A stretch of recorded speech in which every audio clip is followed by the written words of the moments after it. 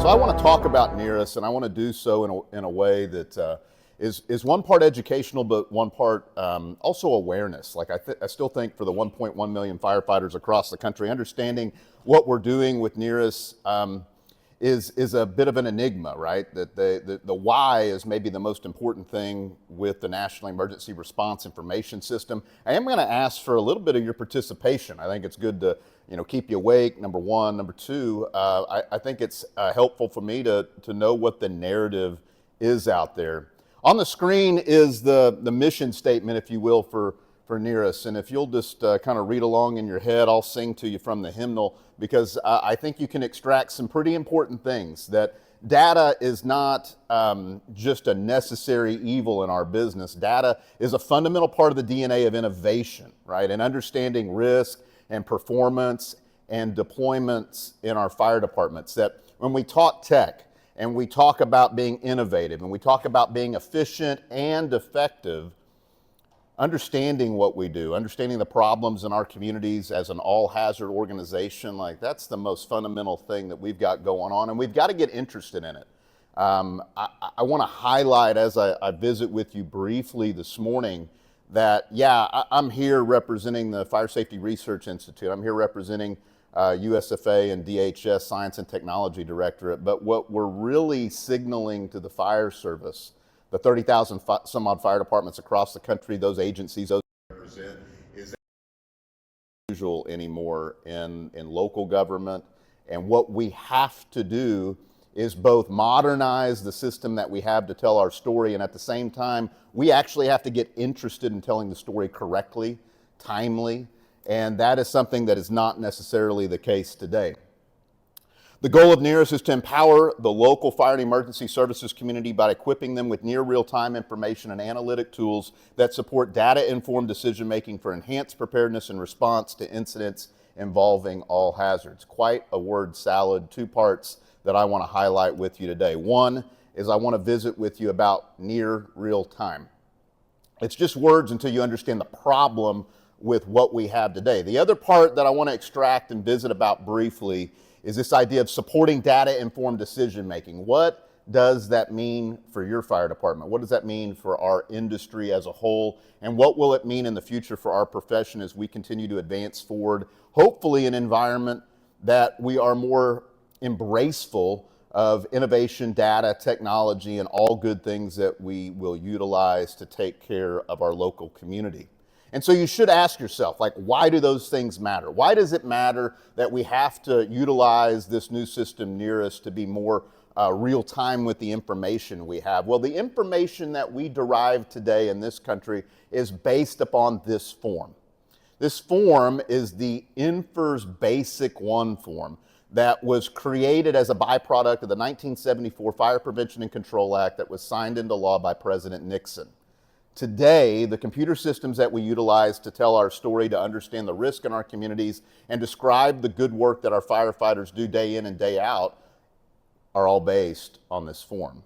The numbers that we've come to memorize in our head, 111s, 321s, et cetera, they're all based on utilizing this form.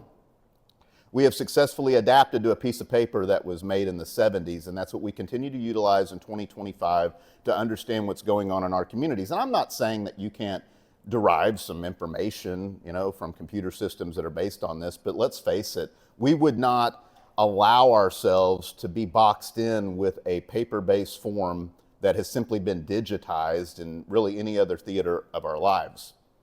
We also work for firefighters that want the problems and the resources that they need to do the job. When do they want those? When do they expect leadership in our fire departments to solve their problems? Somebody help me out. Now, 3 years ago, I'll also accept that one, gold star at 8:12 in the morning. Are our communities the same way? Do you think our constituency and the people that pay our salaries are also expecting that when problems are identified in our communities, whether they're the Thomas Fire, the Palisades, Lahaina, do you think that both big and small, they expect your local fire and emergency response organization to solve those problems immediately? Yes. That is the culture that we have. both internal to our organizations and external to our constituency, the citizens that pay our salaries, as I mentioned. And when we talk about near real time isn't just about being responsive to the communities. It isn't just about being responsive to the firefighters that do the good work. It's recognition that how it exists today is insufficient. Let's do a little trivia question here. How long does it take in our current system, in INFRS, the system that we are replacing, how long does it take to identify an emerging hazard in this country? How many months? No wrong answers. That's a lie. There could be a wrong answer. Sarah, how long do you think it takes? This is Sarah Jenke, everybody. 5 years. That is really pessimistic. That goes right along with your personality. Little long though, little long. It's somewhere between 12 and 24 months that it takes to identify an emerging hazard. Now, I think you could tell your average firefighter riding backwards, you could say, can you believe it takes 12 to 24 months for an emerging hazard to be identified in this business? And I don't know that your average firefighter really cares. They don't know if that's good or bad. But let me tell you why it does matter. What is on the screen right now? Batteries. More specifically, they're lithium-ion batteries. And I remember in my time as fire chief that I spent a little time in an office the last 5 years, and I wondered whether we were supposed to suppress fire involving lithium-ion batteries, specifically when they're made in vehicles. I wondered if I was supposed to tell the gals and guys to submerge them in a swimming pool, right? Like that was the European countries that were dragging around basically dumpsters to dunk vehicles that caught fire in these things. I was wondering if we were supposed to tell them whether or not they should let them burn, whether we should use conventional firefighting tactics, whether we should use some piercing specialized nozzle that costs $10,000. And the answer is that I didn't know then, and today we at least know how we're supposed to suppress those electric vehicle fires involving lithium-ion batteries, right? How are we supposed to do that today? We don't know. And so if you want to know why it's important that we identify emerging hazards in this country in near real time, that we're able to do that quicker than we can today at 12 and 24 months, it's that when you identify problems and you can squish science and research to be more proximate to the identification of the problem, we begin to equip leadership with the ability to protect firefighters and serve their communities better. You don't have to do much Google searching now to find that in communities big and small, we still struggle with telling firefighters, equipping firefighters, resourcing firefighters in a way that allows them to be successful with these kinds of emerging hazards. This is merely one reason why near real time matters to NERIS. The other thing that we have to do is think about what's going on in our fire stations across the country. Almost 60,000 fire stations representing those 27, 28,000 fire departments. And what we would find is, for the most part, for the overwhelming majority of our fire and emergency response organizations, the way in which we make decisions, the way in which we equip leadership to interact with elected government officials, elected bodies, city councils, county commissions, etc., is that we equip them to make arguments for resources in a way in which they share stories and emotion. We do not necessarily equip people with data to allow them to utilize that data, to derive information, to allow them to be effective leaders. And that's what we have to do. The system of today has not been modernized in 26 years.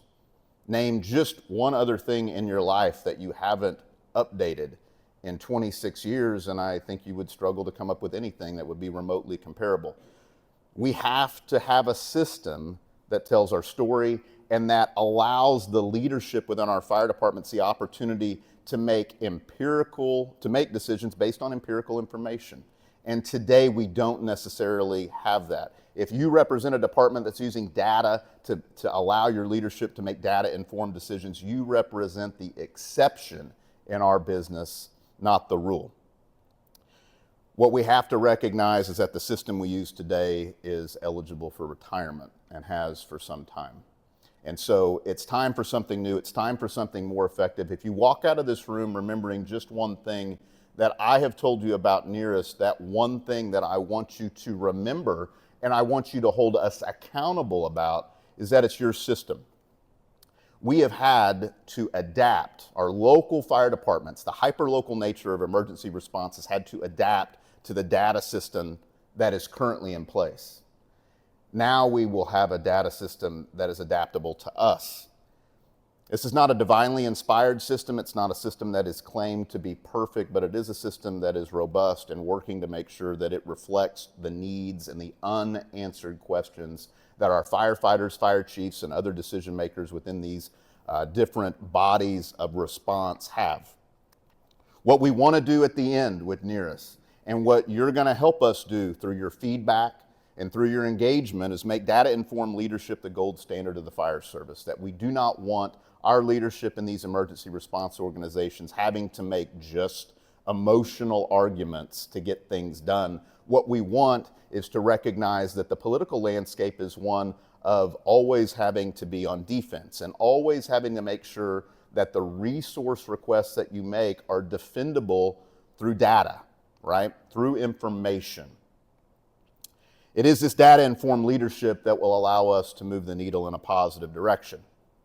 Now, if you think about NERIS and what it means and what its reputation and perception is in the fire service, I think it varies. If a firefighter was to ask you, gathered in this room, what NERIS was, what would you tell them? What's the one sentence you might tell them that NERIS is? Most often, I get this response, is that I would tell them that it's a replacement for NFIRS, Tom. Another slide that I would ask you to kind of remember is that what we are doing is not just replacing the old system. If all we were doing was replacing the old system, I cannot impart to you how little I would care about this project, right? That's just paperwork. That's just another filing cabinet. This is a system that's designed to completely revision, to catalyze better decision making, and to recognize that data and information is a common denominator in every problem we have to solve. Bunker gear is essential for our firefighters and fire departments. Fire apparatus are essential for our firefighters and fire departments. Fire stations, two-way radios, SCBA, so's data. We have to look at it that way. We have to recognize it. Whether it's the completely reimagined data schemas, system architecture, the ability for analytics to be provided free of charge for our decision makers, or the interfaces through APIs to other systems, we're designing a system that will continue to help and modernize the landscape of fire and emergency response organizations, but that's not just it. We're not just designing a filing cabinet. We're not just making an ecosystem of data. What we have to do, and what I alluded to earlier, is that we also have an opportunity in front of us to change the way our firefighters think of data and information. Most of you have been on the job. All of us are affiliated with the job. I know if I reflect upon my career and I think about how I characterized and looked upon data, information associated with emergency response, for the vast majority of it, I just didn't care. So it seems odd that I would be the guy talking to you about it today. But as a fire chief, at some point in time, I had an epiphany, and that is that we were ill-equipped to tell our story. And as a fire chief, it put me in a position of being less than effective, or having to allocate more of my time trying to figure out what was going on and what we needed than I should have had to do. The only way we solved that for the 1.1 million firefighters across the 32 million incidents that our departments respond to every year in this country, we think, is that we've got to get real interested in two words. One is that we have to begin to train our firefighters and shift the culture, shift the narrative regarding what story we tell and how we tell it. That the days of simply getting a report done and doing it in a way that opens the fewest number of modules or requires the shortest amount of time to complete, that's bullshit. That's not going to work. That's not what our friends in law enforcement do. That's not what the medical community does. They recognize the value associated with accurate and timely information about circumstances that they're involved in. The fire service has to be the same way. Think about the comparison, the contrast for our firefighters that we send to paramedic school. That we tell them when they're wearing a fire helmet, we say, just get the report done, don't mess around with it very long, it doesn't matter. They go to paramedic school and all of a sudden they're taught that documentation is a gold standard and something that you're held accountable for. It's time we adopt that. And when we adopt that, it allows our leadership within fire departments to make better decisions, quicker decisions, more accurate decisions, and understand the complex interplay of nearly everything we do in the fire service. This system is going to give our leaders in fire departments for the first time the opportunity to understand their fire departments in a way that they simply don't today, by not just getting better, modernized, and updated incident information, but also collecting information, demographic information about departments for the first time. Maybe the most fundamental problem we have to solve is we are clueless as to how many fire departments exist in this country. Not just the fact that we're not collecting modernized incident data, but it doesn't stop there. We want to weave in, slowly but surely, a menu of other data sets, third-party definitive data sets that allow us to understand things that we just don't today. Maybe this slide resonates with you. Maybe it makes perfect sense what we're going to do. I hate this slide.